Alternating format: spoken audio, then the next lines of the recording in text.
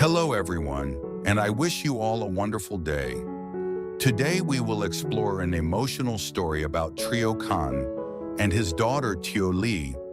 After yesterday's confusion, Tieu Ly's mother suddenly returns with a small gift, hoping to get closer to her child. But when Tieu Ly sees her, she does not run forward. Instead, she quietly hides behind Trieu Khanh. Can one small gift heal a child's wounded heart? If you enjoy this story, don't forget to subscribe to the channel so you won't miss the next videos. The next morning, the small yard in front of Trieu Khanh's house was quiet again, but the peace did not feel the same as before. After what had happened the previous afternoon, Trieu Khanh woke earlier than usual. He did not say much. He only swept the dirt yard, washed his face by the water jar, and began cleaning the small wooden study table he had made for Tieu Ly. The table was old and uneven, but he treated it carefully, wiping every corner with a damp cloth as if he were trying to bring order back into their home. Tieu Ly sat nearby, watching him in silence. She was still young, but she understood more than adults often believed. Yesterday, her mother had come to school without warning, taken her hand, walked her home, and left without speaking to her father. To Tieu Ly, it had not felt dangerous, but it had felt confusing. She had missed her mother before. She had also been afraid of her. Those two feelings stayed inside her at the same time, and she did not know which one was stronger. Han was sitting in the porch, folding a few old clothes. Her movements were slow, careful, and a little awkward, the way they always were. Since the day Trieu Khanh had brought her home from the market area, where she used to pick through trash for bottles and scraps, Han had slowly become part of the small family. She did not speak like other people. She did not understand everything quickly, but she knew when someone was sad, and she knew when Tieu Ly needed a hand to hold. Trieu Khanh glanced at his daughter and tried to smile. He did not want the child to carry yesterday's fear into a new day. He placed a small notebook on the table, then straightened a short pencil beside it. It was a simple thing, almost nothing in the eyes of richer families. But to him, that little table was a promise. Tieu Ly would have a place to study.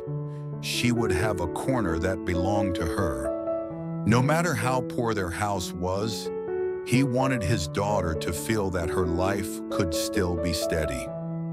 Then a shadow appeared at the edge of the yard. Trieu Khanh looked up. Duong was standing outside the gate. For a few seconds, no one moved. Duong did not step in right away. She held a small paper bag in one hand and an old hair clip in the other. The hair clip was faded, but it had been cleaned carefully. Tieu Ly saw her mother and immediately stopped moving. The little girl did not run forward. She did not call out happily. Instead, she slowly stood up and stepped behind Trieu Khanh. One of her hands gripped the back of his shirt.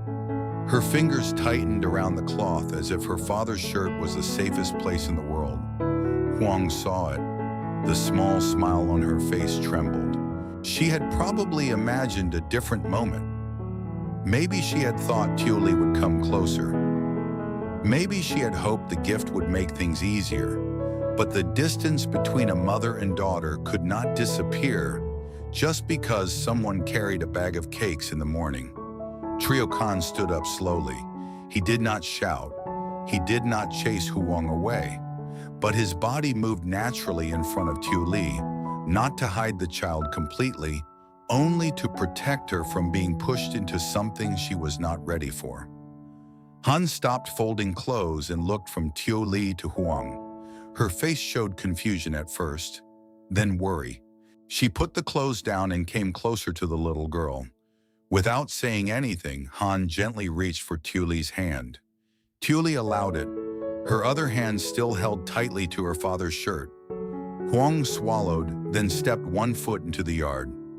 "I only came to see her," she said softly. Trieu Khanh looked at the paper bag and the hair clip. He understood what Duong was trying to do. A small gift, a quiet apology, a way to come back without saying too much. But he also remembered the fear of yesterday afternoon, the empty school gate, the road he had searched, and the terrible feeling of not knowing where his daughter was. He kept his voice calm, but every word was firm. "If you want to see Tieu Ly, you must come properly," he said. "Do not take her away without telling anyone again. Do not make her afraid." Duong lowered her eyes. The yard became very quiet. Duong stood in the yard with the small paper bag in her hand. But the gift seemed too light for everything that had been broken. She looked at Tieu Ly, then at Trieu Khanh. There was no anger in his face, but there was a boundary she could not ignore. He was not trying to keep a mother away from her child. He was trying to protect a little girl who had already been confused enough. Duong slowly lifted the paper bag. "I bought her some cake," she said quietly. "And this, I kept it from before." She opened her other hand and showed the old hair clip. It was small, faded at the edges, and no longer as pretty as it might have been years ago. But Duong had cleaned it carefully. To her, it was not only a hair clip. It was a piece of the time she had missed, a small object she hoped could open a door back into Tieu Ly's heart. Tieu Ly looked at the hair clip from behind her father's side. Her eyes stayed on it for a moment. She knew it was meant for her. She also knew the woman holding it was her mother, but her feet did not move. One hand held Trieu Khan's shirt, and the other hand held Han's fingers. Between those two hands, she seemed to be holding on to the only safe world she understood. Han bent down and looked at Tieu Ly's face. She did not push her forward. She only rubbed the little girl's hand gently. Han's mind was simple, but her kindness was not small. She understood fear better than most people because she had lived with it for a long time. Trieu Khanh noticed Tieu Ly's eyes moving toward the gift. He softened his voice. "You do not have to take it if you are not ready," he said. "No one will force you." Those words made Duong lower her head even more. She had come with a gift, but Trieu Khanh had given Tieu Ly something more important: the right to choose. That was what Duong had forgotten the day before. She had taken her daughter from school because she missed her. She had told herself it was harmless because she brought the child home safely. But now, seeing Tieu Ly hiding behind her father, Duong understood that love could still hurt a child when it came without care. For a long moment, no one spoke. The morning wind moved softly through the yard. A chicken scratched near the old kitchen area. The small study table stood beside the house with the notebook and pencil waiting on top of it. At last, Tieu Ly loosened her grip on Trieu Khan's shirt. She did not run to Duong. She did not smile brightly. She only took one small step forward while still holding Han's hand. Duong watched her, hardly daring to breathe. Tieu Ly reached out. Duong placed the paper bag and the old hair clip into her daughter's hands as gently as she could. Her eyes turned wet, but she did not cry loudly. She only whispered that the cakes were for Tieu Ly. The little girl looked at the gift, then turned back toward the study table. Everyone watched as Tieu Ly walked over and placed the paper bag on the table. Then she set the old hair clip beside the notebook. She did not open the cakes. She did not put the clip in her hair. She simply left them there, close to the place her father had cleaned for her. Duong understood. Tieu Ly had accepted the gift, but she had not accepted everything behind it. Not yet. Trieu Khanh looked at the small items on the table. His heart ached, but he was also proud of his daughter. She was gentle enough to receive the gift, but cautious enough to stay where she felt safe. Duong took a slow step back. She looked as if she wanted to say many things, but in the end, she only bowed her head slightly.